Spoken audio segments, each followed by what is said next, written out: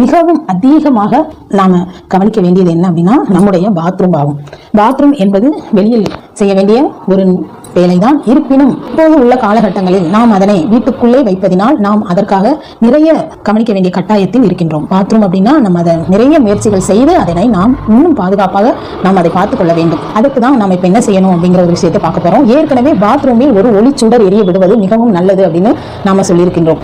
தென்கிழக்கு bathroom 4 corner இருக்கும். அதுல தென்கிழக்கு கார்னரில் ஒரு மெழுகுவர்த்தி இஷ்டம் இல்லை என்றால் ஒரு அகல் தீபமோ ஏற்றி வைப்பது தவறு கிடையாது. இதை நன்கு புரிந்து கொள்ள வேண்டும். தவறு கிடையாது.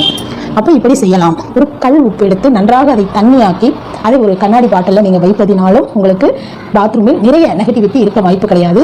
நேரடியாக நாம் இதனை செய்து கொள்ளலாம். இது கல் உப்பு என்பதை நன்றாக குலுக்கி அதை நீராக்கி நீர் வைத்துக் கொள்ளலாம். அதை நீங்க வைத்து வாரம் ஒரு முறை அதை மாற்றிக்கொண்டே வருவதனாலும் உங்களுக்கு பாத்ரூம் ரொம்பவே நெகட்டிவிட்டி அதிகமாக இல்லாமல்